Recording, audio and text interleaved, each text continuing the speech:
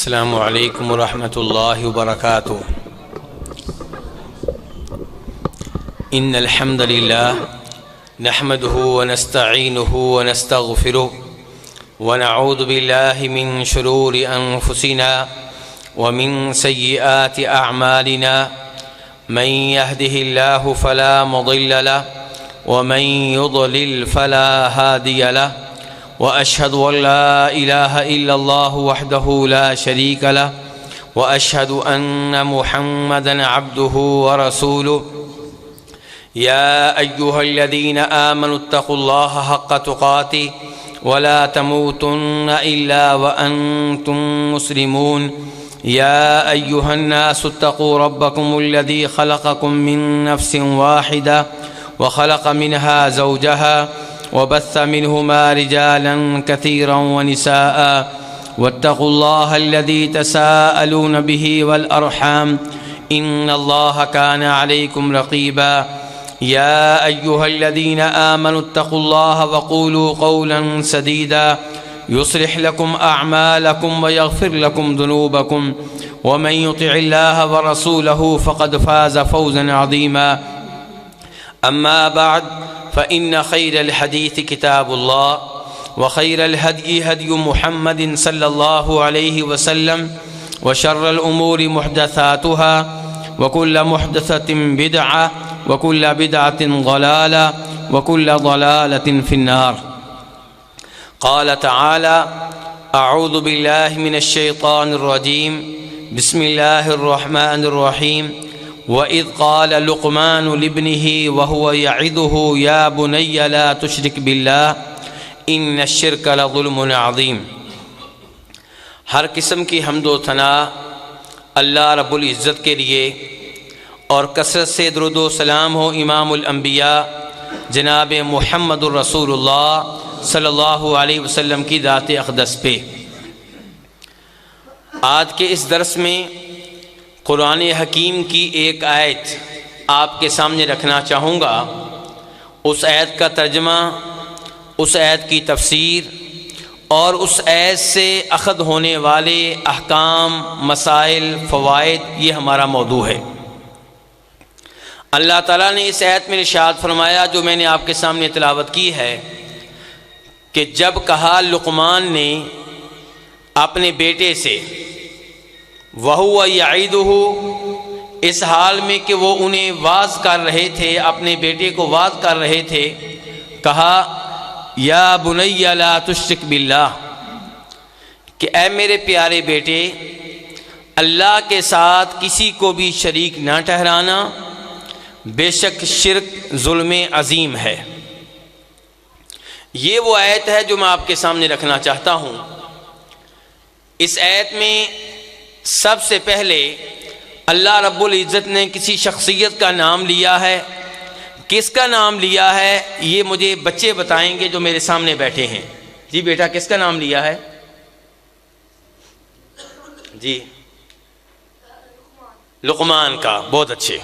تو اللہ رب العزت نے اس آیت میں جناب لقمان کا نام لیا ہے۔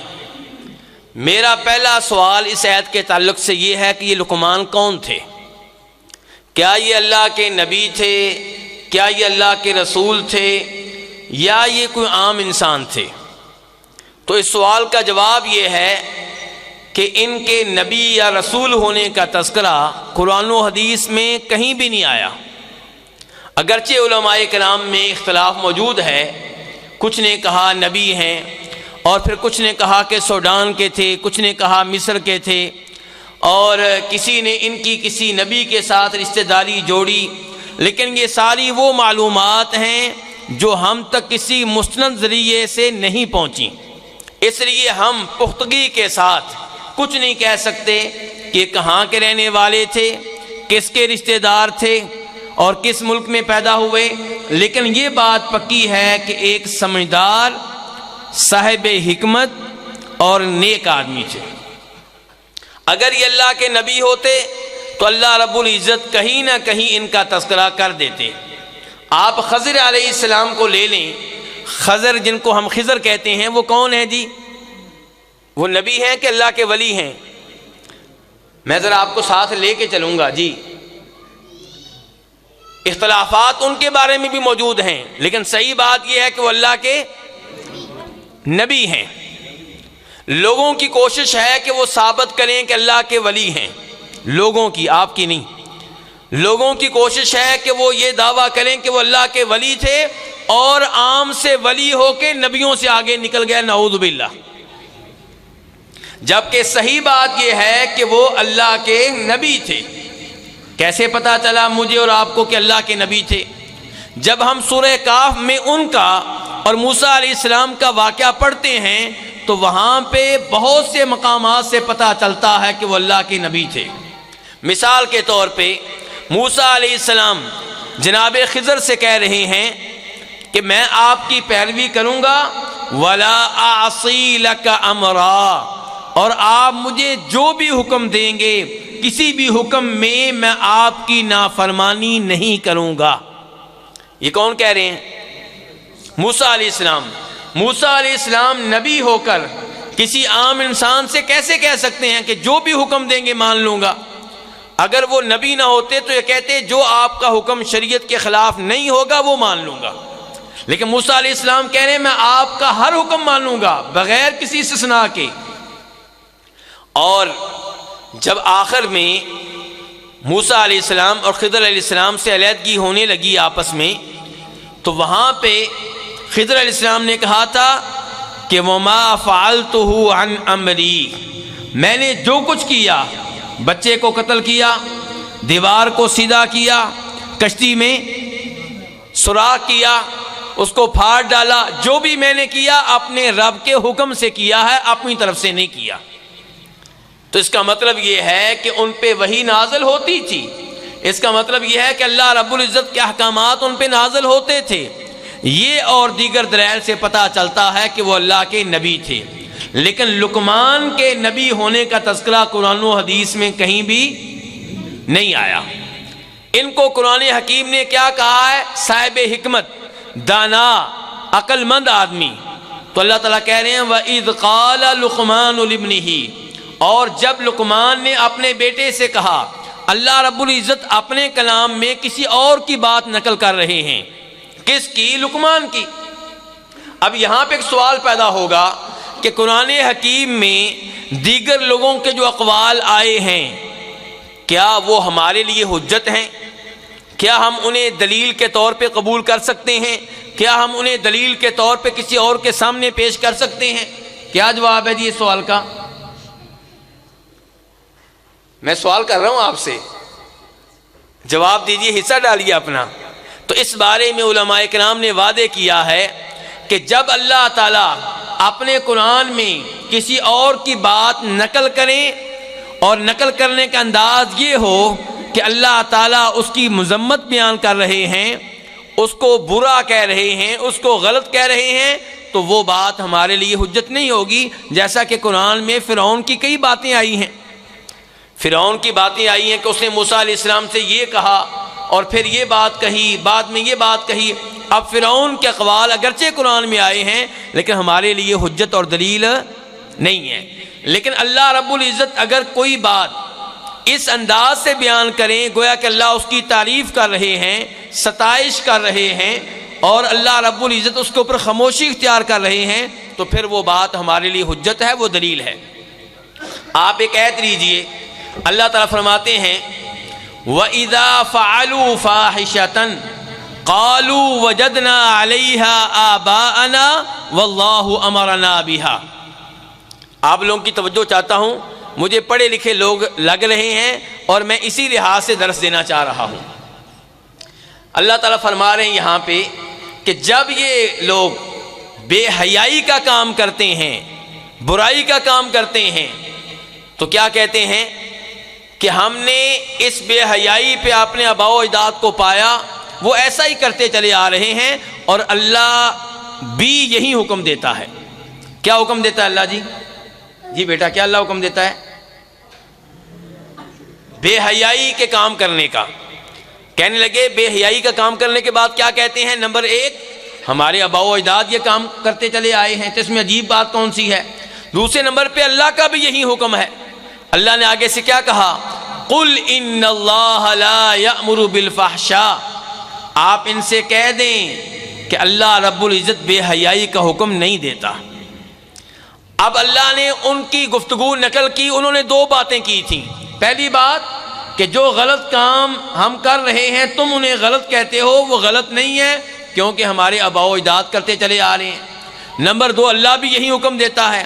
اب اللہ نے اس بات پہ خاموشی اختیار کی کہ ہمارے آباء و اجداد بھی کرتے چلے آ رہے ہیں، اس کا مطلب ہے کہ واقعی ان کے آباء و اجداد بھی یہی حرکتیں کرتے تھے۔ لیکن جب انہوں نے یہ کہا کہ اللہ نے بھی یہی حکم دیا ہے، اللہ نے یہاں پہ خاموشی اختیار نہیں کی۔ اصحاب کہف کا واقعہ لے لیں آپ۔ اصحاب کہف کتنے تھے؟ اللہ تعالیٰ کہتے ہیں ثلاثۃ، کتنے تھے؟ 3۔ اصل میں ہم انگلش میں ماہر ہیں، عربی میں نہیں۔ ہمارے بچے کس چیز میں ماہر ہیں؟ انگلش میں، عربی میں نہیں۔ تو بہرحال کہنے لگے ہم 3 ہیں۔ اللہ تعالیٰ کہہ رہے ہیں کہ یہ لوگ کہتے ہیں کہ اصحاب کہف 3 تھے، چوتھا ان کا کیا تھا؟ کتا تھا۔ اور پھر اللہ نے یہ کہا کہ یہ بھی کہتے ہیں کہ وہ کتنے تھے؟ 5 تھے، اور چھٹا کیا تھا؟ اللہ نے کہا رجمم بالغیب، اٹکل پچو لگا رہے ہیں۔ یعنی کہ اللہ نے بیان کر دیا کہ ان کی باتیں غلط ہیں۔ اللہ نے فوراً تبصرہ کر دیا کہ رجمم بالغیب، اٹکل پچو لگا رہے ہیں، ان کے پاس کوئی دلیل نہیں ہے، کوئی یقینی علم نہیں ہے۔ اس کے بعد اللہ نے کہا اور کچھ لوگ کہتے ہیں کہ وہ کتنے تھے؟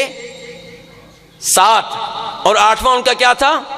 یہاں پہ اللہ نے خاموشی اختیار کی، یہاں پہ اللہ نے کوئی تبصرہ نہیں کیا۔ اس کا مطلب یہ ہے کہ یہ قول درست ہے۔ اس کا مطلب یہ ہے کہ یہ قول کیا ہے؟ جو 2 قول غلط تھے اللہ نے وہ 2 قول نقل بھی کیے اور ان کا رد بھی کر دیا، اور تیسرا قول اللہ نے نقل کیا، اس پہ خاموشی اختیار کی۔ اس کا مطلب یہ ہے کہ یہ قول صحیح ہے۔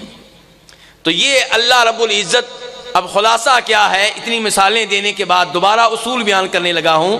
قرآن حکیم میں جب اللہ تعالیٰ کسی اور کی بات نقل کریں، کسی اور کا قول بیان کریں، اس کے اوپر اگر اللہ تعالیٰ انکار کریں، اس کا رد کریں، یا انداز نقل کرنے کا ایسا ہو تو وہ قول ہمارے لیے حجت نہیں ہے، دلیل نہیں ہے۔ اور اگر اللہ تعالیٰ اس کی تعریف کریں یا مدح کے انداز میں خاموشی اختیار کریں، اس کا مطلب یہ ہے کہ وہ قول قابل قبول ہے۔ تو یہاں پہ اللہ تعالیٰ نے جو آیت جس کی تفسیر میں کرنے لگا ہوں، اس میں اللہ تعالیٰ کس کا قول بیان کر رہے ہیں؟ لقمان کا۔ وَإِذْ قَالَ لُقْمَانُ لِابْنِهِ، اور جب کہا لقمان نے اپنے بیٹے سے، وَهُوَ يَعِظُهُ، جب کہ لقمان اپنے بیٹے کو واعظ کر رہے تھے۔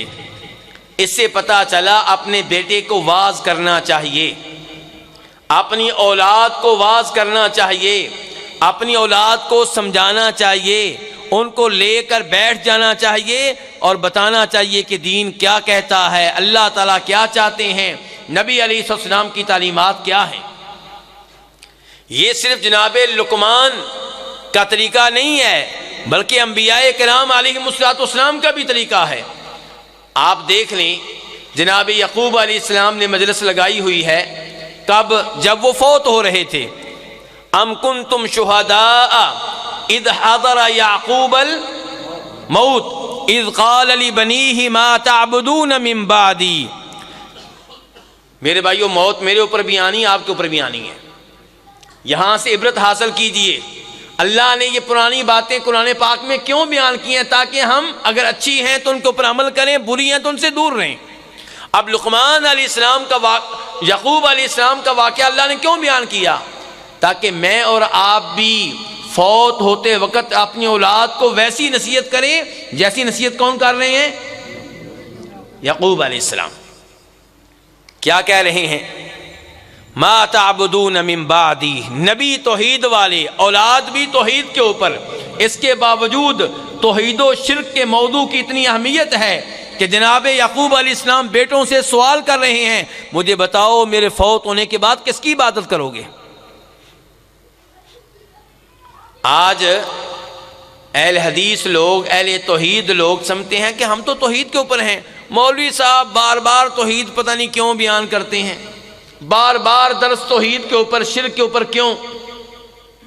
مجھے یہیں سے ایک بات یاد آ گئی. امام محمد بن عبد الوہاب کا نام سنا ہے آپ لوگوں نے؟ آپ لوگوں کی توجہ چاہتا ہوں، آپ ادھر دیکھنا شروع کر دیتے ہیں. کن کا نام لیا میں نے بیٹا؟ محمد بن عبد الوہاب، جنہوں نے توحید و شرک کے موضوع پہ بڑا کام کیا ہے سعودی عرب میں.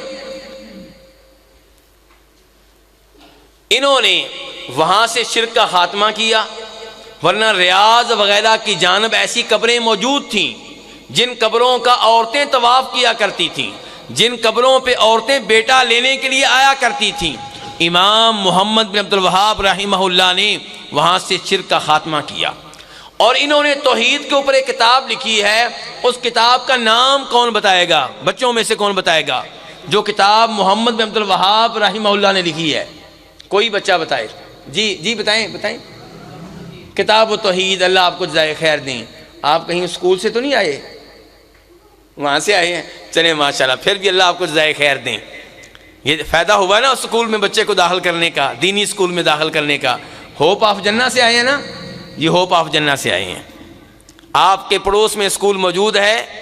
میں اسلام آباد سے آیا ہوں، میرا بیٹا اسی اسکول میں پڑھتا ہے. اسلام آباد سے پڑھنے کے لیے یہاں پہ آتا ہے، کوئی وجہ تو ہے نا یہاں پہ پڑھتا ہے. تو آپ بھی سوچیں اپنی اولاد کے بارے میں کہ آپ کی اولاد کو کہاں پڑھنا چاہیے. تو کتاب التوحید امام محمد بن عبد الوہاب رحمہ اللہ نے لکھی. اب یہ اپنے شاگردوں کو یہی کتاب پڑھایا کرتے تھے، ساتھ اور کتابیں بھی پڑھاتے تھے. جب کتاب التوحید ختم ہوتی دوبارہ اسی کتاب کا درس شروع کر دیتے. کس کتاب کا حصہ؟ کتاب التوحید کا. شاگرد تنگ آ گئے، بار بار کتاب التوحید اتنی دفعہ پڑھ لی ہے، اب اس کی جگہ پہ کوئی اور کتاب لگانی چاہیے. استاد صاحب سے بات کی، استاد جی اب یہ کتاب ہم نے یاد ہوگی، ہمیں سمجھ گیا ہم اس کو، آپ کو اور کتاب اس کی جگہ پہ ہمیں پڑھائیں. یہ مثال ہم لوگوں کے اوپر صحیح فٹ آتی ہے. ہم لوگ بھی توحید و شرک کی باتیں ہم نہیں سننا چاہتے، کیونکہ ہم سمجھتے ہیں کہ ہم توحید کے اوپر ہیں، ہم سمجھتے ہیں کہ ہم شرک کے قریب نہیں جاتے. یہ ہمارا دعویٰ ہے، ہمارا گمان ہے. امام محمد عبد الوہاب خاموش رہے. انہوں نے فوری طور پہ کوئی جواب نہیں دیا. توجہ چاہتا ہوں آپ کی، جو بھی صاحب آتے ہیں ماشاءاللہ بڑے معزز عالم دین آئے ہیں، لیکن آپ لوگ جو بھی آتا ہے اس کو دیکھنا شروع کر دیتی ہیں. یہ سلسلہ کب تک چلے گا؟ تو محمد عبد الوہاب رحمہ اللہ خاموش رہے، اور چند دنوں کے بعد اپنے درس میں آ کے کہا کہ فلاں علاقے میں ایک آدمی نے اپنی بیٹی کے ساتھ غلط حرکت کی ہے، منہ کالا کیا ہے. کیا کہا جی آپ نے؟ بولیں. استغفر اللہ کہا ہے. انہوں نے بھی یہی کہا تھا. کیا کہا تھا؟ استغفر اللہ، توبہ. کانوں کو ہاتھ لگائے. اتنا برا کام، وہ بھی اپنی سگی بیٹی کے ساتھ. شیخ صاحب خاموش رہے. ایک دن پھر آ کر کہتے ہیں کہ فلاں علاقے میں ایک قبر ہے جس کا وہاں کے لوگ طواف کرتے ہیں. شاگردوں نے اس کے اوپر بھی استغفر اللہ کہا، لیکن اس بار رد عمل اتنا شدید نہیں تھا جتنا پہلی بار تھا. شیخ صاحب نے کہا کہ آج مجھے یقین ہو گیا ہے کہ آپ کو کتاب و توحید پڑھانے کی بار بار ضرورت ہے. ابھی تک آپ توحید کی شان نہیں سمجھ سکے، ابھی تک آپ جان نہیں سکے کہ شرک کتنا خطرناک مرض ہے. زنا جس کے ساتھ بھی آپ کر لیں گناہ ہے، کبیرہ گناہ ہے، بہت بری حرکت ہے، لیکن کیا شرک سے بھی بڑا گناہ ہے؟ جی نہیں. تو یہی مسئلہ ہے ہمارا. اس کا مطلب یہ ہے کہ توحید و شرک کی اہمیت کو ہم نہیں سمجھ سکے. یہاں پہ آپ دیکھیے یعقوب علیہ السلام نبی ہیں، اور اولاد کس کی ہے؟ نبی کی اولاد ہے. اور فوت ہوتے وقت یہ نہیں کہہ رہے کہ وہ کوٹھی فلاں بیٹے کو دے دینا اور یہ کوٹھی فلاں بیٹے کو دے دینا، اس بیٹی کا رشتہ ادھر کر دینا، اس بیٹی کا رشتہ ادھر کر دینا. ہم فوت ہوتے وقت یہی باتیں کر رہے ہوتے ہیں. لیکن یعقوب علیہ السلام کیا کہہ رہے ہیں؟ میرے بعد کس کی عبادت کرو گے؟ کہا نعبد الہک و الہ آبائک و ابراہیم و اسماعیل و اسحاق. ہم آپ کے معبود کی عبادت کریں گے اور اس معبود کی عبادت کریں گے جو آپ کے والد کے معبود تھے، آپ کے دادا کے معبود تھے، آپ کے پردادا کے معبود تھے، اور وہ معبود ایک ہی ہے۔ تو میرے بھائیوں، یہاں پہ یعقوب علیہ السلام نے اپنی اولاد کو نصیحت کی ہے یا نہیں کی؟ کس بارے میں کی ہے؟ توحید و شرک کے موضوع پہ گفتگو کی ہے۔ تو اپنی اولاد کو نصیحت کرنا، توحید و شرک کا مسئلہ سمجھانا، یہ انبیاء کرام علیہم السلام کی سنت ہے، ان کا طریقہ ہے۔ جناب ابراہیم علیہ السلام اپنی بیگم اور اپنے بیٹے اسماعیل علیہ السلام کو مکہ چھوڑ کے آ رہے ہیں، بے آب و گیا وادی، جہاں پہ کوئی کھیتی باڑی نہیں ہے، پھل اور فروٹ نہیں ہے، غلہ نہیں ہے، پانی نہیں ہے، اور اللہ سے دعا کیا کر رہے ہیں؟ وَإِذْ قَالَ إِبْرَاهِيمُ رَبِّ اجْعَلْ هَٰذَا الْبَلَدَ آمِنًا، آگے وَاجْنُبْنِي وَبَنِيَّ أَن نَّعْبُدَ الْأَصْنَامَ، یا اللہ اس شہر کو امن والا شہر بنا دے، اور مجھے، نبی اپنے بارے میں کہہ رہے ہیں، مجھے اور میرے بیٹوں کو بتوں کی عبادت سے محفوظ رکھنا۔ اور میں اور آپ کیا کہتے ہیں؟ جی میرے بیٹے، ہم تو اہل حدیث لوگ ہیں بھائی، ہم تو اہل توحید ہیں، میرے بیٹوں کو کوئی مسئلہ نہیں ہے، اور اس لیے ہم گھر میں اس موضوع پہ گفتگو ہی نہیں کرتے۔ نتیجہ کیا نکلتا ہے کہ ہمارا بیٹا جب گھر سے پڑھنے کے لیے لاہور چلا جاتا ہے، جب سیالکوٹ سے نکل کے کراچی یونیورسٹی میں چلا جاتا ہے، جب سیالکوٹ سے نکل کے اسلام آباد کی کسی یونیورسٹی میں پہنچ جاتا ہے، وہاں طرح طرح کے لڑکے، نیا ماحول، طرح طرح کی باتیں، تو وہاں پھسلنا شروع ہو جاتا ہے۔ جان بوجھ کر نہیں، اس کو پتہ ہی نہیں، بس اس کو آپ نے یہ بتایا تھا کہ بیٹا توحید پہ رہنا ہے، شرک نہیں کرنا، یہ نہیں بتایا کہ شرک کن باتوں کو کہتے ہیں، کن اعمال کو کہتے ہیں، شرکیہ چیزیں کون کون سی ہیں، یہ تو آپ نے بتایا ہی نہیں، اس کو ان چیزوں کا علم ہی نہیں ہے۔ تو اب اگر وہ شرک میں واقع ہوتا ہے، قصور اس کا نہیں، قصور باپ کا ہے، قصور گھر کے ماحول کا ہے، جہاں اس موضوع پہ گفتگو نہیں ہوتی تھی، جہاں بیٹے کو یہ سمجھایا جاتا تھا کہ سگریٹ پینے والے لڑکوں کے ساتھ کھڑا نہیں ہونا، اچھی بات ہے، لیکن یہ کیوں نہیں سمجھایا جاتا تھا کہ یہ قوالیاں شرکیہ ہیں، اور فلاں مولوی صاحب جو ہیں ان کا درس نہیں سننا کیونکہ بظاہر ان کا درس میٹھا ہے لیکن اس میں شرکیہ باتیں ہیں، فلاں نعت نہیں سننی کیونکہ اس میں شرک ہے۔ سارے نبی تیرے در کے، میرا اور آپ کا بیٹا سکول سے واپس آتے ہیں تو وہ گنگنا رہے ہوتے ہیں، یہی نظمیں پڑھ رہے ہوتے ہیں، یہی نعتیں پڑھ رہے ہوتے ہیں، سارے نبی تیرے در کے سوالی، نعوذ باللہ، یعنی کہ سارے نبی اللہ کے رسول سے مانگتے تھے، جبکہ صحیح بات یہ کہ سارے نبی کس سے مانگتے تھے؟ پورا قرآن پاک کھول لیں، ہر نبی کی دعا یہ ہے کہ اے میرے رب، اے میرے رب، اے میرے رب، کسی نبی نے نہیں کہا کہ اے محمد مجھے یہ دے دو صلی اللہ علیہ وسلم۔ تو کہنے کا مطلب یہ ہے کہ میری اور آپ کی ذمہ داری ہے کہ اپنے بیٹے کو شرکیہ چیزوں کے بارے میں تفصیل سے آگاہ کریں، اسے بتائیں کہ یہ لفظ شرکیہ ہے، اللہ کے علاوہ کسی اور کی قسم اٹھانا کیسا ہے میرے بھائیوں؟ ابھی مجھے یاد آ رہا ہے، کل میرے پاس ایک بھائی بیٹھے ہوئے تھے اسلام آباد میں، اور جس گھرانے سے تعلق ہے وہ توحید والا گھرانہ، توحید و سنت والا گھرانہ، اور شرک کے خلاف باتیں کر رہے تھے۔ باتیں کرتے کرتے انہوں نے کسی بات پہ یہ کہہ دیا میرے ہاتھ میں رزق ہے۔ کیا مطلب؟ ان کے میرے ہاتھ میں رزق ہے، میں صحیح بات کر رہا ہوں، یہ تو رزق کی قسم ہو گئی نا۔ رزق کی قسم اٹھانا شرکیہ قسم ہے، ماں کی قسم اٹھانا شرکیہ قسم ہے، دھرتی کی قسم اٹھانا شرکیہ قسم ہے، نبی علیہ السلام کی زلفوں کی قسم اٹھانا شرکیہ قسم ہے، آپ کے نالین کی قسم اٹھانا شرکیہ قسم ہے، آپ کی کملی کی قسم اٹھانا شرکیہ قسم ہے، اور مسجد حرام کی، مسجد نبوی کی قسم اٹھانا شرکیہ قسم ہے۔ اللہ کی قسم وہ ہوگی، توحیدی قسم وہ ہوگی جس میں صرف آپ اللہ اور اللہ کے ناموں اور اللہ کی صفات کی قسم اٹھائیں گے۔ کیا اتنی تفصیلات کے ساتھ ہم اپنے بیٹے کو خبردار کرتے ہیں توحید و شرک کے موضوع پہ؟ کیا ایسا نہیں ہے کہ ہمارے گھر میں یہ سوچ پائی جاتی ہے کہ جب سے یہ لڑکی ہمارے گھر میں آئی ہے، بہو بن کر آئی ہے، گھر میں بڑی مصیبتیں آ رہی ہیں، بڑی منحوس لڑکی ہے یہ۔ کسی انسان کو منحوس جاننا کسی دن کو بدھ کے دن کو منحوس جاننا، کسی تاریخ کو 13 تاریخ کو منحوس جاننا، کسی نمبر کو منحوس جاننا، کسی آواز کو منحوس جاننا، اور کسی سال کو، مہینے کو، محرم کے مہینے کو، صفر کے مہینے کو منحوس جاننا، کیا یہ چیز انسان کو شرک میں داخل نہیں کر دیتی؟ شرک میں داخل کر دیتی۔ اور ہم سب کا خیال یہ ہے کہ ہم توحید کے اوپر ہیں، ہم سب کا خیال یہ ہے کہ ہم شرک نہیں کرتے۔ کیا ہمارے کئی بچوں کے بازو میں تعویذ نہیں ہے، گلے میں تعویذ نہیں ہے؟ جبکہ نبی علیہ الصلوۃ والسلام کے پاس امام احمد روایت کرتے ہیں 10 لوگ آتے ہیں بیعت کرنے کے لیے، آپ کے ہاتھوں پہ مسلمان ہونے کے لیے۔ آپ نے 9 سے بیعت لے لی، 10ویں سے بیعت نہیں لی۔ نبی علیہ السلام سے کہا گیا آپ اس سے بیعت کیوں نہیں لیتے؟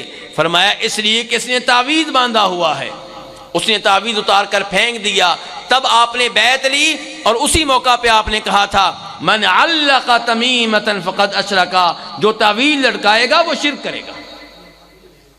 اب آپ کے تعویذ میں اگر قرآن کی آیتیں ہیں، نبی علیہ السلام کی بتائی ہوئی دعائیں ہیں، تو میں آپ کے تعویذ کو شرک نہیں کہوں گا، پھر بھی میں اس کے پہننے کو درست نہیں سمجھتا، کیونکہ صحابہ کرام رضوان اللہ علیہم اجمعین نے اپنے بچوں کو یا خود تعویذ نہیں پہنے۔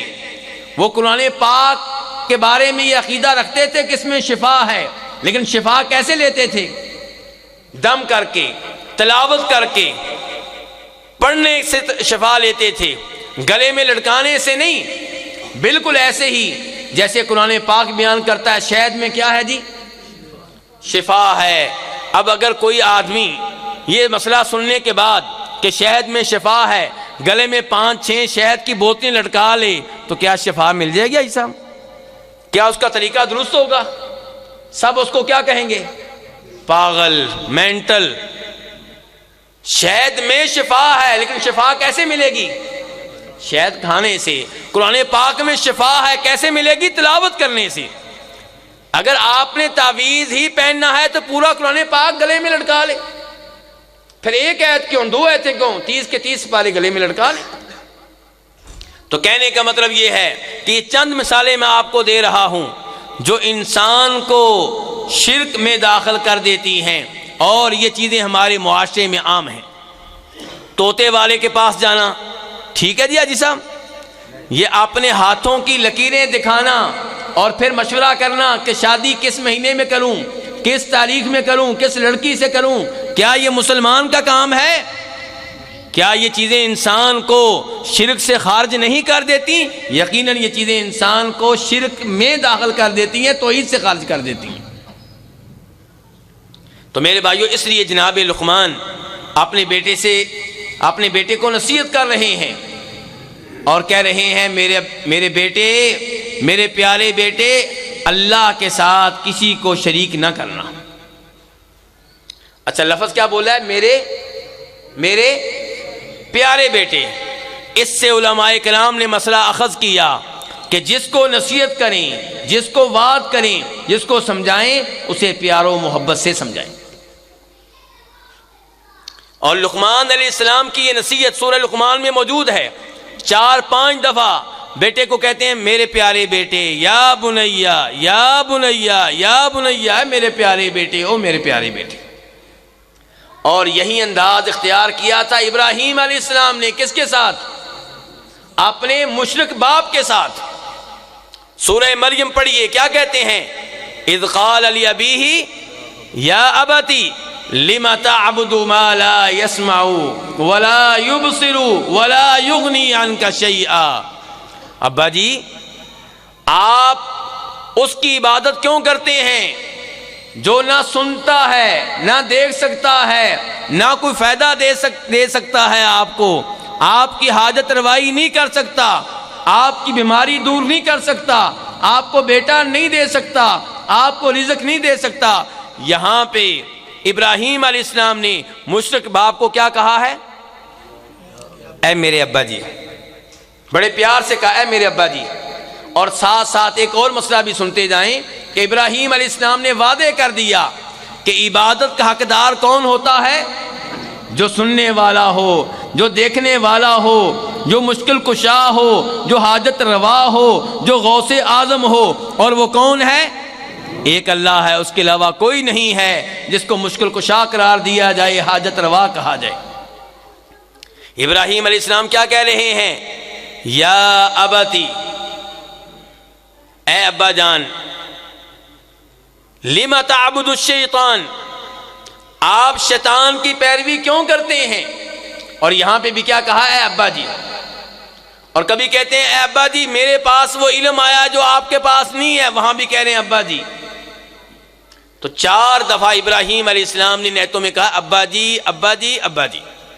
اور باپ کون ہے؟ مشرک۔ تو مشرک کو بھی جب آپ واز کریں گے، نصیحت کریں گے، پیار و محبت سے کریں گے، اور جب سگا بیٹا ہو، توحید کے اوپر ہو، اس کو سمجھانا ہو، تو انداز کتنا پیارا ہونا چاہیے، خود آپ سوچ لیں۔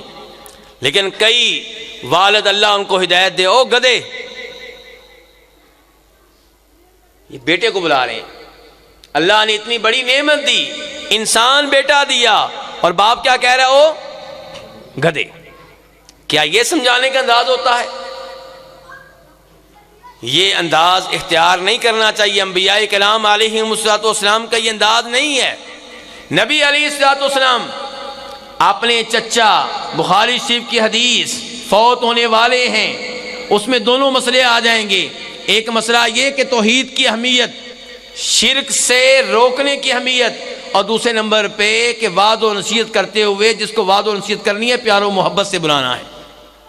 کیا کہہ رہے ہیں؟ یا عمی، اے چچا، قل لا الہ الا اللہ، لا الہ الا اللہ کہہ دیں، کلمۃ احاج لک بہا عند اللہ، یہ کلمہ اگر آپ نے کہہ دیا تو میں روز قیامت اللہ کے ہاں آپ کی شفاعت کرنے کے قابل ہو جاؤں گا۔ فوت ہوتے وقت یہ نہیں کہا چھوڑو اب پوری زندگی سمجھا لیا، اب کیا بار بار اس کے کان کھانے ہیں، جو ہونا تھا سو ہو گیا۔ نہیں، فوت ہوتے وقت مشرک سرداروں کے سامنے چچا کو وعد کر رہے ہیں، سمجھا رہے ہیں، اور پیار و محبت سے مخاطب کر رہے ہیں، اے چچا اے چچا۔ اور نبی علیہ الصلوۃ والسلام جب آپ پہ یہ آیت نازل ہوئی وَأَنذِرْ عَشِيرَتَكَ الْأَقْرَبِينَ، کہ اپنے قریبی رشتہ داروں کو خبردار کیجئے، ان کو وعد کیجئے، ان کو توحید بتائیے، ان کو شرک سے روکیے۔ تو آپ نے رشتہ داروں کو جمع کیا، صفا پہاڑ پہ کھڑے ہوئے کیا کہا تھا؟ اے جماعت قریش، اے عبد مناف کی اولاد، اے میرے چچا عباس، اے میری پھپھو صفیہ، اے میری بیٹی فاطمہ، اپنے آپ کو جہنم کی آگ سے بچا لو۔ لا اغنی عنکم من اللہ شیئا، میں اللہ کے مقابلے میں تمہیں کوئی فائدہ نہیں دے سکوں گا۔ فاطمہ سلینی من مالی ما شئتی، میرے مال سے جتنا لینا ہے لے لو، لیکن روز قیامت اللہ سے تمہیں بچا نہیں سکوں گا۔ تو آپ نے اپنے رشتہ داروں کو توحید کی دعوت دینا، شرک سے روکنا، اور اپنی اولاد کو بار بار توحید کا عقیدہ سکھانا، یہ میری اور آپ کی ذمہ داری ہے۔ ہم سگریٹ سے روکتے ہیں، لوفر لڑکوں کے ساتھ گھومنے پھرنے سے روکتے ہیں، لیکن توحید و شرک کے موضوع پہ اتنی گفتگو نہیں کرتے جتنی کرنی چاہیے۔ اور جناب لقمان نے یہی کام کیا ہے، اور کیا کہا ہے؟ لا تشرک باللہ، اللہ کے ساتھ شریک نہیں کرنا۔ کس کو؟ یہ بڑی اہم بات ہے۔ اللہ رب العزت عام طور پہ یہ بیان نہیں کرتے کہ میرے ساتھ کس کو شریک نہیں کرنا، بس یہ کہتے ہیں میرے ساتھ شریک نہیں کرنا۔ کس کو؟ یہ اللہ ذکر نہیں کرتے عام طور پہ۔ کیوں؟ یہ بتانے کے لیے کہ اللہ تعالیٰ کہنا چاہتے ہیں میرے ساتھ کسی کو بھی شریک نہیں کرنا، نہ کسی فرشتے کو، نہ کسی جن کو، نہ کسی انسان کو، نہ کسی قبر کو، نہ کسی پتھر کو، نہ کسی درخت کو، نہ جبریل علیہ السلام کو، نہ عیسیٰ علیہ السلام کو، نہ موسیٰ علیہ السلام کو، نہ محمد رسول اللہ کو، نہ کسی صحابی کو، نہ جناب علی کو، نہ شیخ عبد القادر جیلانی کو، کسی کو بھی اللہ کے ساتھ شریک کرنے کی اجازت نہیں ہے۔ اور وجہ کیا بتائی ہے؟ سبب کیا بتایا ہے؟ ان الشرک لظلم عظیم، وجہ یہ ہے شرک سے کیوں روک رہا ہوں بیٹا، اس لیے کہ شرک سب سے بڑا ظلم ہے۔ شرک ظلم عظیم ہے. ظلم کس کو کہتے ہیں جی؟ کسی چیز کو وہاں پہ رکھ دینا جہاں اس کا حق نہ بنتا ہو. اگر کوئی انسان نعوذ باللہ بہن کے ساتھ وہ حرکت کرے جو بیوی والی ہوتی ہے تو یہ کیا ہو جائے گا؟ ظلم ہو جائے گا. ماں کو ماں کے حقوق دیں، بیوی کو بیوی کے حقوق دیں، بہن کو بہن کے حقوق دیں، ہر ایک کو اس کا وہ حق دیں جو اس کا بنتا ہے. دائیں بائیں کریں گے تو ظلم ہو جائے گا. تو یہاں پہ شرک کو ظلم قرار دیا گیا ہے، اور حقیقت ہے کہ شرک سے بڑا ظلم کیا ہوگا؟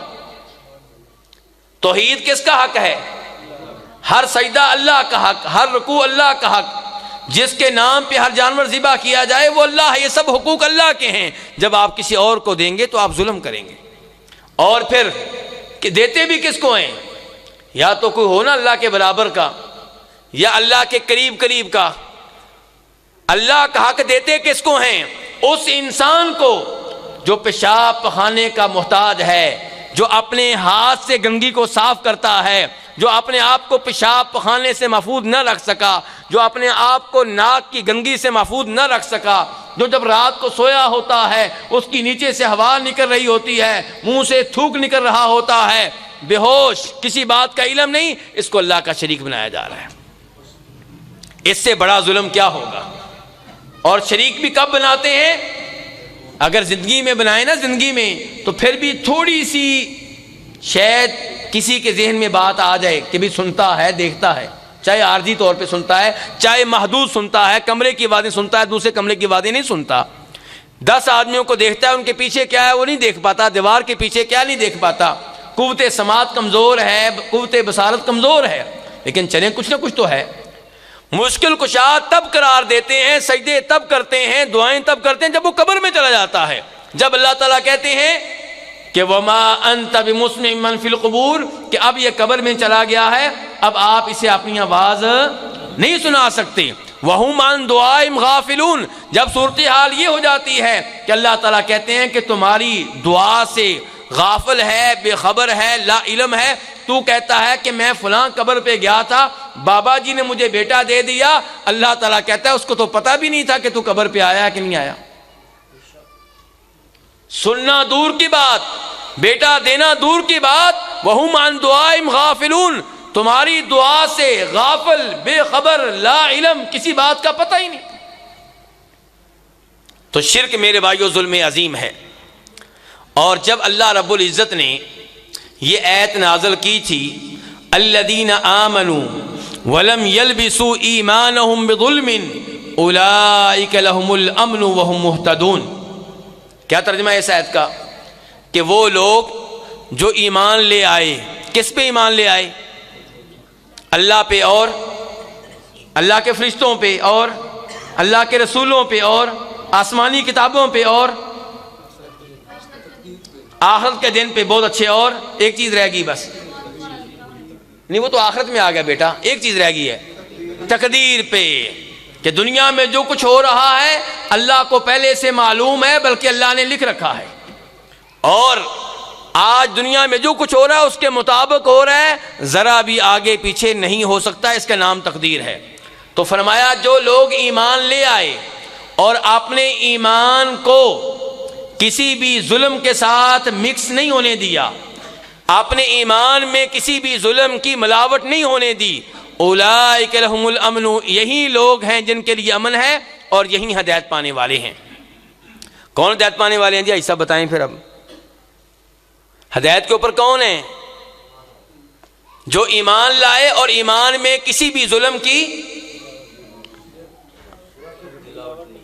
ملاوٹ نہیں ہونے دی، آمیزش نہیں ہونے دی. صحابہ کرام یہ ایسے سن کے بڑے پریشان ہوئے. کون پریشان ہوا صاحب؟ صحابہ کرام. پریشانی والی کون سی بات ہے؟ پریشانی والی بات کیا ہے؟ دھیان سے سنیں دوبارہ. اللہ تعالیٰ نے کہا ہدایت پانے والے وہ ہیں، صراط مستقیم پہ وہ ہیں، جنت میں جانے والے وہ ہیں، جہنم کی آگ سے بچنے والے وہ ہیں جو ایمان لے آئے اور ایمان لانے کے بعد انہوں نے کوئی بھی ظلم نہیں کیا. ہاں جی، ہم میں سے کوئی ایسا ہے جس نے کوئی بھی ظلم نہ کیا ہو؟ صبح و شام ظلم کرتے ہیں، کبھی ماں کے اوپر ظلم، کبھی بیٹے کے اوپر ظلم، کبھی پڑوسی کے اوپر ظلم، کبھی رشتہ دار کے اوپر ظلم، کبھی اپنے اوپر ظلم. صبح و شام ظلم کر رہے ہیں کہ نہیں کر رہے؟ آج سب سوئے ہوئے لگتا ہے آپ لوگ تو. اور ظلم کر رہے ہیں کہ نہیں کر رہے ہم لوگ؟ تو پریشانی والی بات نہیں ہے کہ اللہ تعالی نے کہا ہے کہ ہدایت والے صرف وہ ہیں جو ایمان لائے اور ایمان لانے کے بعد انہوں نے کوئی بھی ظلم نہیں کیا. صحابہ کرام پریشان ہو گئے، نبی علیہ الصلوۃ والسلام کے پاس آئے اور کہا اللہ کے رسول اینا لم یظلم نفسہ، ہم میں سے کون ہے جس نے اپنے اوپر ظلم نہیں کیا؟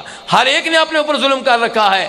تو پھر اس کا مطلب یہ ہوا کہ ہم ہدایت والے نہیں ہیں. نبی علیہ السلام نے فرمایا تھا کہ اس آیت کا مطلب وہ نہیں ہے جو تم سمجھے ہو. یہاں پہ ظلم سے مراد ہلکا پھلکا ظلم نہیں ہے، یہاں ظلم سے مراد بڑا ظلم ہے، وہ ظلم جس کا تذکرہ لقمان نے کیا ہے. وہ کون سا ظلم ہے جی جس کا تذکرہ لقمان نے کیا بیٹا؟ شرک والا. کون سا؟ شرک والا. ان الشرک لظلم عظیم. اچھا، یہاں پہ اب میں آپ سے ایک بات کرنا چاہوں گا. صحابہ کرام کو عربی نہیں آتی تھی، تو پھر ان کو آیت کے مطلب کی سمجھ کیوں نہیں آئی؟ میں تھوڑا سا اور پیچھے جانا چاہوں گا، اور وہ یہ کہ قرآن کریم کو سمجھنے کے لیے عربی زبان جاننا نہایت ضروری ہے. ترجمے سے آپ کو کچھ نہ کچھ معلومات مل جاتی ہیں، ترجمہ پڑھنا چاہیے، تفسیر پڑھنی چاہیے. چلیں اللہ تعالیٰ جو کہنا چاہتے ہیں اس کا کچھ نہ کچھ حصہ سمجھ میں آ جائے گا. لیکن اگر آپ صحیح معنوں میں قرآن پاک میں مہارت حاصل کرنا چاہتے ہیں، قرآن پاک کی آیات میں موجود احکام و مسائل کو جاننا چاہتے ہیں، اس کے لیے عربی زبان میں مہارت ضروری ہے. کیونکہ اللہ نے قرآن کو عربی میں نازل کیا ہے. عربی نہیں آئے گی تو پھر کیا ہوگا؟ آپ غلطیاں کریں گے. اس لیے عربی زبان جاننا نہایت ضروری ہے. لیکن عربی زبان قرآن پاک سمجھنے کے لیے کافی نہیں ہے. عربی زبان کافی کس چیز کی ضرورت ہے پھر ہمیں؟ اللہ آپ کو جزائے خیر دیں. ہمیں قرآن پاک سمجھنے کے لیے ضرورت ہے خود قرآن کی، ہمیں قرآن پاک سمجھنے کے لیے ضرورت ہے نبی علیہ الصلوۃ والسلام کی احادیث کی، ہمیں قرآن پاک سمجھنے کے لیے ضرورت ہے تیسرے نمبر پہ صحابہ کرام کے اقوال اور تفسیر کی. چوتھے نمبر پہ ہمیں قرآن پاک سمجھنے کے لیے ضرورت ہے کس کی؟ سلف کے اقوال کی. جنہوں نے صرف عربی پہ اعتماد کیا انہوں نے مار کھائی ہے، قرآن پاک میں بڑی بڑی غلطیاں کی ہیں انہوں نے. اب یہیں پہ دیکھ لیجئے، یہ مثال میں نے آپ کے سامنے رکھی ہے. یہاں پہ صحابہ اکرام عربی کے ماہر تھے کہ نہیں تھے؟ لیکن ان کا اعتماد صرف عربی زبان پہ تھا، اس لیے پریشان ہو گئے، شکوک و شبہات میں واقع ہو گئے. شکوک و شبہات کا ازالہ کس نے کیا؟ نبی علیہ الصلوۃ والسلام نے کیا. آج بھی اگر ہم شکوک و شبہات سے باہر نکلنا چاہتے ہیں، صحیح معنوں میں ہدایت پانا چاہتے ہیں، تو نبی علیہ الصلوۃ والسلام کی سنت کو اپنانا ہوگا. وَاتَّبِعُوهُ لَعَلَّكُمْ تَهْتَدُونَ. اگر تم ہدایت چاہتے ہو، صراط مستقیم پہ آنا چاہتے ہو، جنت کی راہ پہ لگنا چاہتے ہو، تو نبی علیہ الصلوۃ والسلام کی سنت کی پیروی کرو، آپ کے نقش قدم پہ چلو. صحابہ اکرام کا اشکال کا ازالہ کس نے کیا؟ اللہ کے رسول نے. اور کیا پڑھ کے کیا؟ قرآن پڑھ کے. کس نے کہا یہ؟ اللہ آپ کو ذائقہ ہے. قرآن پاک پڑھ کے آپ نے ازالہ کیا. پتہ چلا قرآن پاک کی تفسیر خود قرآن پاک کرتا ہے، قرآن پاک کی تفسیر نبی علیہ السلام کی حدیث کرتی ہے، قرآن پاک کی تفسیر صحابہ کرام کرتے ہیں. آئیے ایک اور مثال آپ کے سامنے رکھنا چاہوں گا جس سے آپ کو پتہ چلے گا کہ صرف عربی زبان کافی.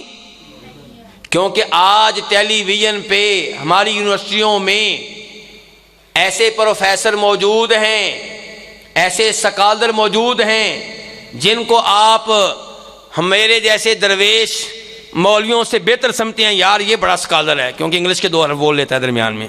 کیا بول لیتا ہے؟ انگلش کے 4 حروف درمیان میں بول لیتا ہے، اس لیے وہ آپ کے نزدیک سکالر ہے. یہ سکالر جو ہیں ان میں سے کئی ایسے ہیں جن میں انکار حدیث کے جراثیم ہیں، جو نبی علیہ الصلوۃ والسلام کی احادیث کو اہمیت نہیں دیتے، جو آپ کی کئی احادیث کو ریجیکٹ کر دیتے ہیں. میں نام لوں گا ایک، ویسے عام طور پہ میں نام نہیں لیا کرتا، لیکن ایک آدمی کا نام لینے لگا ہوں. کیا نام ہے جی؟ جاوید احمد غامدی. کیا نام ہے جی؟ جاوید احمد غامدی. یہ آدمی بظاہر آپ کو بہت اچھا اسکالر نظر آئے گا، لیکن یہ ہم سے پوچھیے وہ اسکالر ہے کہ نہیں ہے. وہ نبی علیہ الصلوۃ والسلام کی بہت سی حدیث کو نہیں مانتا. جہاں پہ حدیث اس کی عقل سے ٹکرائے گی، کس سے ٹکرائے گی؟ عقل سے. وہ کہے گا یہ حدیث یہاں پہ نہیں مانی جائے گی. اچھا جی، اب عقل کس کی؟ میری عقل مانتی ہے، غامدی صاحب کی عقل نہیں مانتی. اب کون سی عقل میں یاد ٹھہرے گی جی؟ اور عقلیں کتنی ہیں انسانوں کی؟ بے شمار. اب کس کی عقل میں یاد ٹھہرے گی؟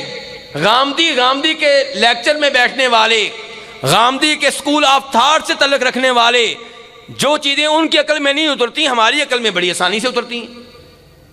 آپ کی عقل کو ان یونیورسٹیوں نے خراب کر دیا ہے، آپ کی عقل کو انگریزوں نے خراب کر دیا ہے. آپ کی عقل میں یار نہیں ہے. جو عقل میں یار ہے وہ جناب محمد رسول اللہ کی ہے، صحابہ کرام کی ہے صلی اللہ علیہ وسلم. ایک اور مثال آپ کے سامنے رکھنا چاہوں گا کہ صرف عربی زبان کافی نہیں ہے. امام خطابی اپنی کتاب اعجاز القرآن میں نقل کرتے ہیں، روایت لے کر آئے ہیں کہ ایک آدمی نے ابو العالیہ سے سوال کیا. کیا نام لیا میں نے بیٹا؟ ابو العالیہ. کیا نام لیا میں نے؟ اور دہرائیے، ابو العالیہ. تابعی ہیں. ان کے پاس ایک آدمی آیا، کہتا ہے مجھے بتائیں اس آیت کا کیا مطلب ہے؟ فویل للمصلین الذین هم عن صلاتهم ساہون. ہلاکت ہے ان نمازیوں کے لیے جو اپنی نماز کے معاملے میں غفلت کا مظاہرہ کرتے ہیں. ابو العالیہ سے اس آیت کا مطلب پوچھا گیا. ابو العالیہ کہنے لگے اس آیت کا مطلب یہ ہے کہ کوئی آدمی نماز پڑھتا ہے اور نماز میں اتنا غافل ہے کہ سلام پھرتا ہے، اس کو پتہ ہی نہیں کہ 3 رکعتیں ہوئی ہیں کہ 4 ہوئی ہیں، 2 ہوئی ہیں کہ 3 ہوئی ہیں. امام حسن بصری وہ قریب میں بیٹھے ہوئے تھے. کہا ابو العالیہ نہیں یہ مطلب نہیں ہے اس آیت کا جو آپ بتا رہے ہیں. کیا مطلب ہے جی؟ کہا آیت کا مطلب یہ ہے کہ ہلاکت ہے ان لوگوں کے لیے جو نماز سے غافل رہتے ہیں، یعنی کہ نماز کا وقت گزار دیتے ہیں، قضا کر کے پڑھتے ہیں، بعد میں پڑھتے ہیں، نماز کو اس کے وقت پہ نہیں پڑھتے. ایسے نمازیوں کے لیے ہلاکت ہے. دونوں میں کیا فرق ہوا جی؟ کون سا بھائی بتائے گا؟ جو ابو العالیہ نے کہا تھا وہ کیا تھا بھلا، کس کو یاد ہے؟ یہ سارے جواب آپ ہی دے رہے ہیں، یہ کہاں ہیں یہ بھائی میرے؟ آپ تو علماء میں سے لگ رہے ہیں مجھے. یعنی کہ آیت کا مطلب کیا ہے؟ جب اللہ تعالیٰ کہہ رہے ہیں ان نمازیوں کے لیے ہلاکت ہے جو نماز سے غافل رہتے ہیں، تو اس کا کیا مطلب ہے کہ نماز میں بھول جانا، بھولنا تو مراد ہی نہیں، نماز میں غفلت کا مظاہرہ کرنا، یا اس کا مطلب ہے کہ نماز سے غافل رہنا؟ نماز میں غافل رہنا یا نماز سے غافل رہنا؟ سمجھ گئے دو چیزیں؟ تو ابو العالیہ نے کہا تھا اس کا مطلب یہ ہے کہ نماز میں غافل رہنا. نماز ہو گئی، امام صاحب نے سلام پھیر دیا، اب ان کو یاد آیا کہ کون سی نماز تھی، زور کی تھی کہ اثر کی تھی، کتنی رکعتیں تھیں، کچھ پتہ ہی نہیں. یہ مطلب نکالا ہے اس آیت کا کس نے؟ ابو العالیہ نے. امام حسن بصری نے کہا نہیں، اس کا مطلب یہ نہیں ہے کہ نماز میں غافل رہتے ہیں، اس کا مطلب یہ ہے کہ جو نماز سے غافل رہتے ہیں، نماز پڑھنے کے لیے ٹائم پہ آتے ہی نہیں ہیں.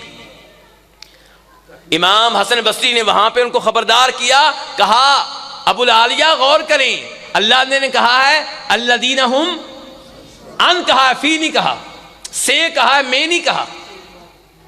تو یہ عربی لغت ہے. ابو العالیہ عربی کے ماہر تھے، لیکن اس موقع پہ عربی قواعد کا خیال نہیں کر سکے تو غلطی کر گئے. حسن بصری نے خبردار کیا، تب جا کے انہیں پتا چلا. تو امام ابو العالیہ عظیم امام ہیں، لیکن ان کی عربی وہاں پہ ان کے کام نہیں آئی. ایک اور مثال آپ کے سامنے رکھنا چاہوں گا. کتنی مثالیں پہلے دے چکا ہوں؟ دو دے چکا ہوں. تیسری مثال امام مسلم رحمہ اللہ روایت کرتے ہیں جناب مسروق بن اجدع سے. کیا نام ہے تابعی کا؟ مسروق.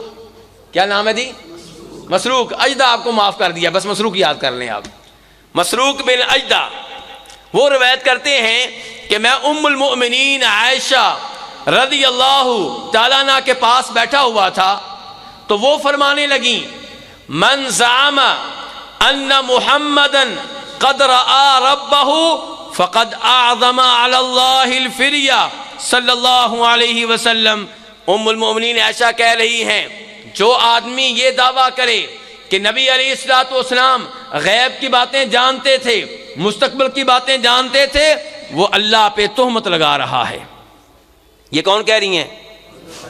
حضرت عائشہ کہہ رہی ہیں. مسلم شریف کا حوالہ بھی دے رہا ہوں. تو مسروق نے یہ بات سنی، اس کے بعد یہ بھی کہا ام المؤمنین عائشہ نے کہ جو آدمی یہ سمجھے کہ نبی علیہ الصلوۃ والسلام نے اپنی آنکھوں سے اللہ تعالیٰ کی زیارت کی تھی، اپنی آنکھوں سے اللہ تعالیٰ کو دیکھا تھا، وہ بھی جھوٹ بول رہا ہے. مسروق بن اجدع بڑے حیران، یہ ام المؤمنین عائشہ کیا کہہ رہی ہیں؟ کہا ام المؤمنین انظرینی ولا تعجلینی، مجھے مہلت دیجئے، سوچنے کا موقع دیجئے، جلدی نہ کریں، مجھے یہ مسئلہ سمجھنے دیں. یعنی کہ میرے دماغ میں اتر نہیں رہا، میرے دماغ میں یہ مسئلہ نہیں اتر رہا. یہ آپ کیا کہہ رہی ہیں کہ نبی علیہ السلام نے اللہ تعالیٰ کو اپنی آنکھوں سے نہیں دیکھا؟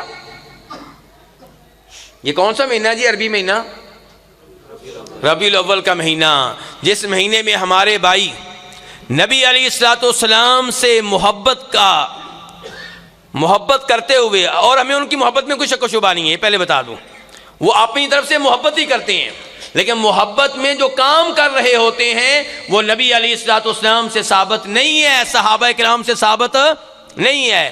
آپ کے یوم ولادت کو بطور عید، بطور تہوار، بطور جشن منانا یہ نبی علیہ الصلوۃ والسلام کا طریقہ نہیں ہے، آپ کی تعلیمات نہیں ہے، صحابہ کرام کا طریقہ نہیں ہے، آل بیت کا طریقہ نہیں ہے، 4 اماموں کا طریقہ نہیں ہے، شیخ عبد القادر جیلانی رحمہ اللہ کا یہ طریقہ نہیں ہے. یہ چیز بہت بعد میں ایجاد ہوئی ہے. لیکن فی الحال میرا جو موضوع ہے وہ کیا ہے کہ ہمارے یہ بھائی جب یہ تقریبات منعقد کرتے ہیں تو وہاں پہ جو گفتگو کرنے والے ہمارے احباب آتے ہیں وہ نبی علیہ الصلوۃ والسلام سے محبت کا اظہار کرتے ہوئے کئی ایسی باتیں کر جاتے ہیں جو قرآن کے خلاف ہوتی ہیں، جو عقیدہ توحید کے خلاف ہوتی ہیں. جبکہ آپ نے کیا کہا تھا؟ لا تطرونی کما اطرت النصارى ابن مریم انما انا عبد فقولوا عبد اللہ ورسولہ. کیا آپ نے کہا تھا کہ میری شان بیان کرتے ہوئے حد سے آگے نکل جانا، جو مرضی کہنا، میری محبت میں اندھے ہو جانا، عقیدت میں اندھے ہو جانا، اور یہ دعویٰ کرنا جی ہماری محبت اندھی ہے، ہماری عقیدت اندھی ہے، ہمیں کسی اصول کا نہیں پتا، ہمیں کوئی نہ پوچھے، ہم اللہ کے رسول سے اتنی محبت کرتے ہیں کہ جو چاہیں سو کریں. کیا اللہ کے رسول کی تعلیمات یہ تھی؟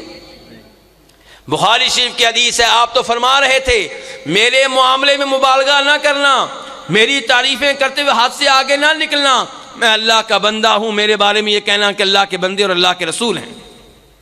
جناب معاذ بن جبل، ابن ماجہ کی حدیث ہے، کس صحابی کے نام بھی ہے بیٹا؟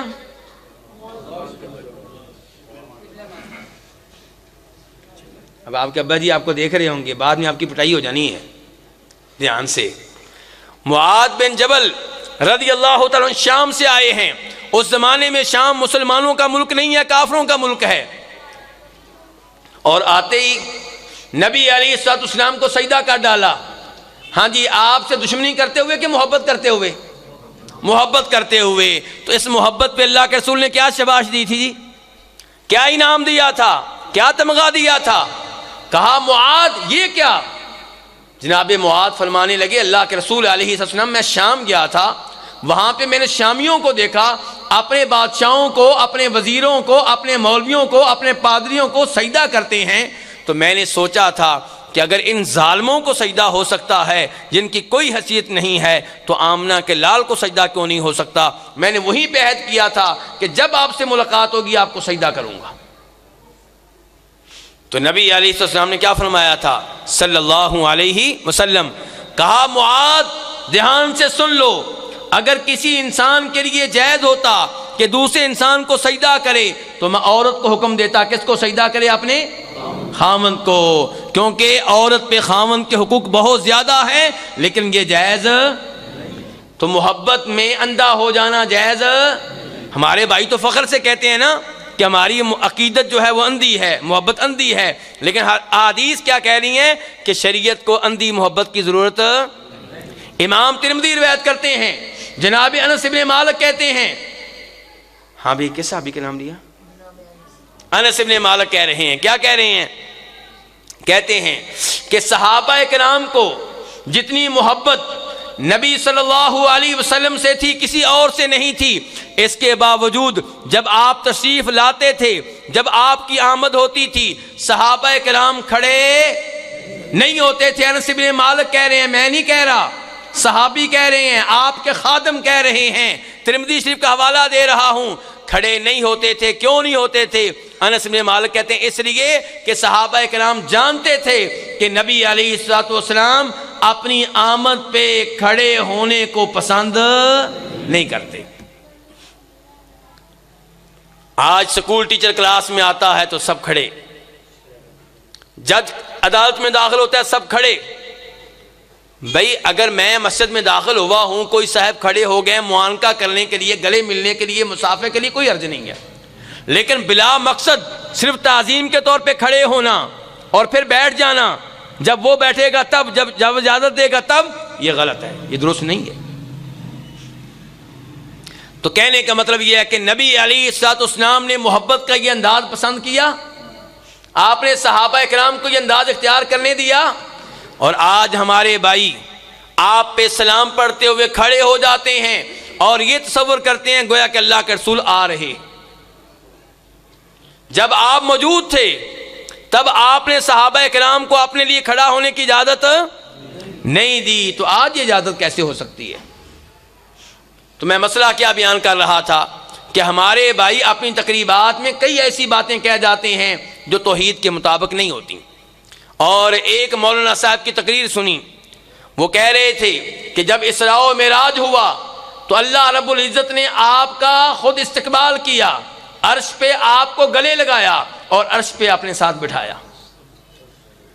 اور عجیب تضاد ہے، جب میں عقیدہ بیان کرنے لگتا ہوں اور عقیدے میں بیان کرتا ہوں کہ اللہ کا عرش ہے اور اللہ تعالیٰ عرش کے اوپر ہیں، جب میں عقیدہ بیان کرتا ہوں اللہ تعالیٰ آسمان دنیا پہ نازل ہوتے ہیں رات کے آخری پہر، کہتے ہیں نہیں اللہ کے لیے ایسی باتیں نہیں کہنی چاہیے۔ لیکن جب نبی علیہ السلام کا موضوع ہو تب یہی باتیں خود ہی بیان کر رہے ہوتے ہیں، اور وہ بیان کر رہے ہوتے ہیں جو ثابت بھی نہیں ہوتی۔ ہم تو بخاری شریف کی حدیث بیان کرتے ہیں، آپ مانتے نہیں ہیں، اور جب اسراء و معراج کا واقعہ آتا ہے، نبی علیہ السلام کا تذکرہ ہوتا ہے، تو آپ وہ روایتیں بیان کرتے ہیں جو ثابت بھی نہیں ہیں۔ تو ہمارے بھائی یہ بیان کرتے ہیں کہ اللہ کے رسول علیہ السلام نے معراج کے موقع پہ اللہ تعالیٰ کو دیکھا تھا، اور یہاں پہ جناب عائشہ کیا کہہ رہی ہیں؟ جو یہ دعویٰ کرے وہ اللہ پہ جھوٹ بول رہا ہے۔ تو مسروق بہت حیران ہوئے، کہنے لگے ام المومنین آپ کیا کہہ رہی ہیں؟ کیا نبی علیہ السلام نے اپنی آنکھوں سے اللہ کو نہیں دیکھا تھا؟ اگر نہیں دیکھا تھا تو قرآن کی ان دو آیتوں کا مطلب کیا ہے؟ اور ہمارے بھائی بھی یہی آیتیں پڑھتے ہیں جن کو دلیل بناتے ہیں کہ اس کا مطلب یہ ہے کہ اللہ کے رسول نے اللہ تعالیٰ کو دیکھا تھا صلی اللہ علیہ وسلم۔ بات کو آگے بڑھانے سے پہلے یہ بیان کر دوں، عقیدہ ہمارا یہ ہے کہ اس دنیا میں کسی انسان کے لیے ممکن نہیں ہے کہ اللہ تعالیٰ کو بیداری کی حالت میں اپنی آنکھوں سے دیکھ سکے، لیکن روز قیامت اللہ کے فضل و کرم سے سارے جنتی اللہ تعالیٰ کے چہرے کا دیدار کریں گے۔ یا اللہ ہمیں ان میں شامل فرما جن کو تو اپنے چہرے کے دیدار کا موقع دے گا، آمین۔ تو یہاں پہ مسروق نے 2 آیتیں پڑھی. نمبر 1 سورہ نجم کی آیت وَلَقَدْ رَآهُ نَزْلَةً أُخْرَى.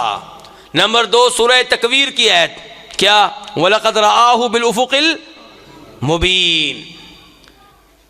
یہاں ان 2 آیتوں میں اللہ تعالیٰ کہہ رہے ہیں کہ ہمارے نبی نے صلی اللہ علیہ وسلم اس کو دیکھا ہے.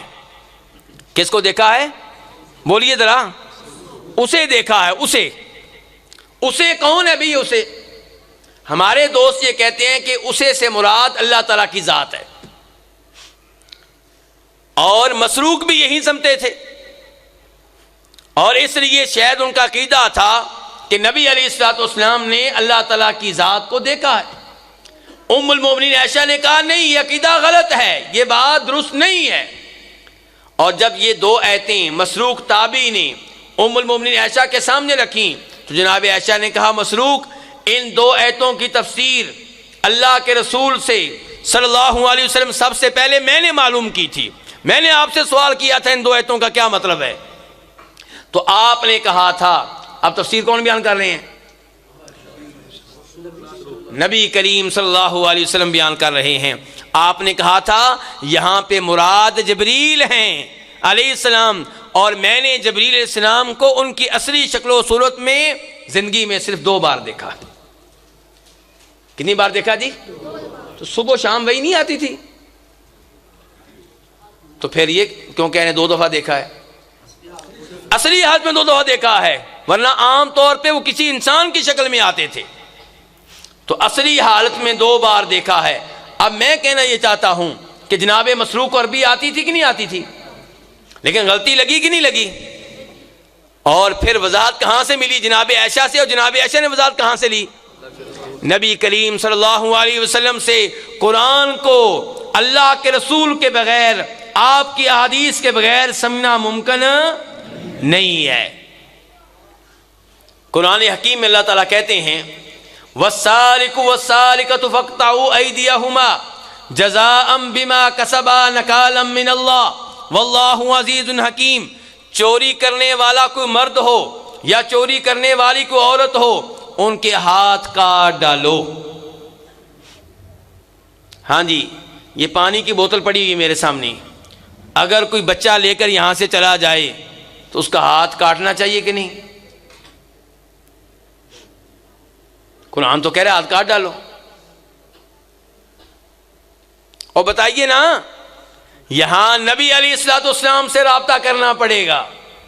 تو آپ بتائیں گے نمبر 1 کہ لا تقطع ید السارق الا فی ربع دینار فصاعدا، کہ صرف اسی چور کا ہاتھ کاٹا جائے گا جو ایسا مال چوری کرے جس کی قیمت 1 دینار کی چوتھائی کے برابر ہو. کس کے برابر ہو؟ اچھا، 1 دینار کتنے گرام کا ہوتا ہے؟ 4.25 گرام. کتنے کا؟ 4.25. آپ بتائیں 1 گرام کتنے کا ہوتا ہے؟ سننا یہ اب آپ نے بتانا ہے. کتنے پیسے بنتے ہیں آج کل؟ جی جی جی 1 گرام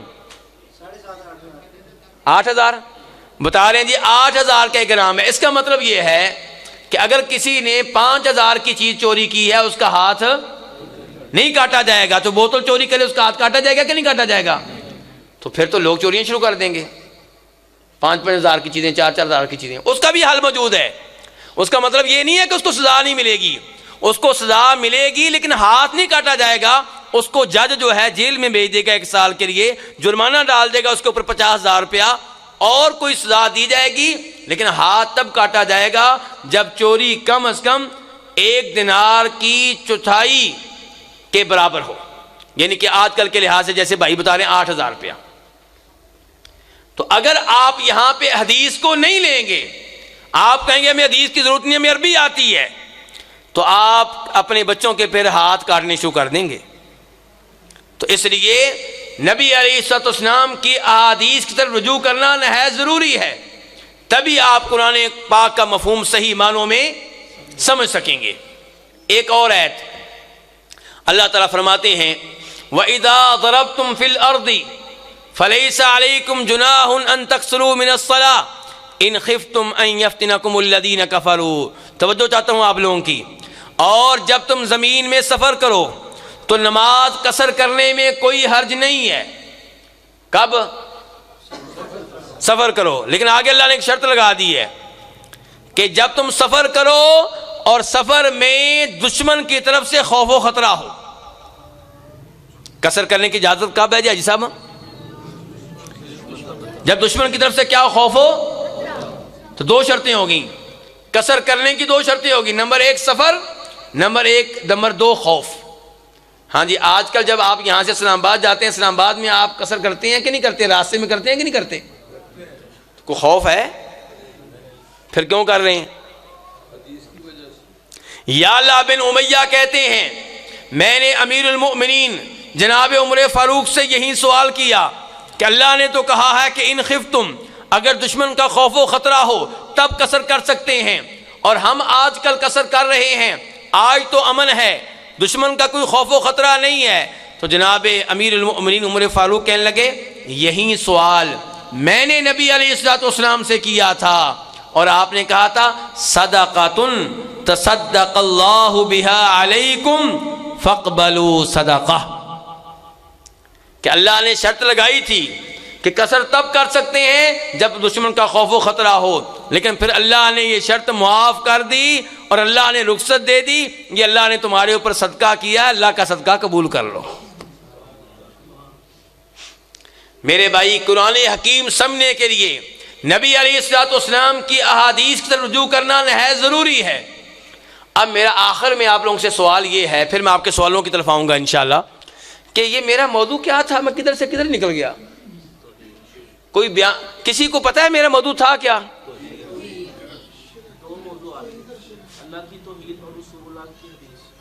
مجھے ایک موضوع چاہیے، میرا موضوع بیان کریں، ایک موضوع ہونا چاہیے۔ کیا ہوا؟ دو موضوع ہو گئے میرے بھائی۔ میرا ایک موضوع تھا، وہ کیا تھا؟ اپنے بچوں کو شرک سے، قرآن کے لیے حدیث بھی ضروری۔ کوئی میرا موضوع ابھی تک موضوع نہیں بتا سکا مجھے۔ حکمت اور شرک، حالانکہ شروع میں نے موضوع بتا دیا تھا اپنا، شروع میں ہی میں نے کہا تھا قرآن پاک کی ایک آیت کی تفسیر آپ کے سامنے رکھوں گا۔ اب اس آیت میں جب شرک کا مسئلہ آیا میں نے وہ چھیڑ دیا، کیونکہ میں تو اس آیت کے مطابق چلوں گا نا، اور جب اس میں یہ مسئلہ آیا کہ حدیث کے بغیر قرآن پاک کو سمجھنا ممکن نہیں ہے، ان الشرک لظلم عظیم، تو میں نے وہ مسئلہ چھیڑ دیا۔ میں آیت کے ساتھ ساتھ چلا ہوں، اسی لیے لقمان کا مسئلہ بیان کیا، بیٹے کی تعلیم و تربیت کا اہتمام کرنا چاہیے، رشتہ داروں کو تبلیغ کرنی چاہیے، وہ مسئلہ بیان کیا، شرک کا مسئلہ بیان کیا، اور آخر میں یہ بیان کیا کہ قرآن پاک کو سمجھنے کے لیے نبی علیہ السلام کی احادیث کی طرف رجوع کرنا نہایت ضروری ہے، اس کے بغیر انسان گمراہ ہو جائے گا۔ اور جیسا کہ غامدی صاحب ہمارے فتوے دے رہے ہیں، کیا فتویٰ دے رہے ہیں جی؟ سکول کالج کے لڑکوں کو تو موج لگ گئی ہے۔ کیا لگ گئی ہے جی؟ وہ چاہتے تھے کہ ہمارا نام مسلمان بھی رہے اور ہمیں آزادی بھی مل جائے۔ غامدی صاحب نے ان کو آزادی دے دی ہے۔ کیا؟ میوزک سننا بھی جائز، لڑکیوں سے مصافحہ کرنا بھی جائز، کو ایجوکیشن بھی جائز، سب کچھ جائز کر دیا انہوں نے۔ اللہ تعالیٰ ان کو ہدایت دے، اللہ تعالیٰ ان کو سمجھ دے، اور اللہ تعالیٰ ہمیں ان فتنوں سے محفوظ رکھے۔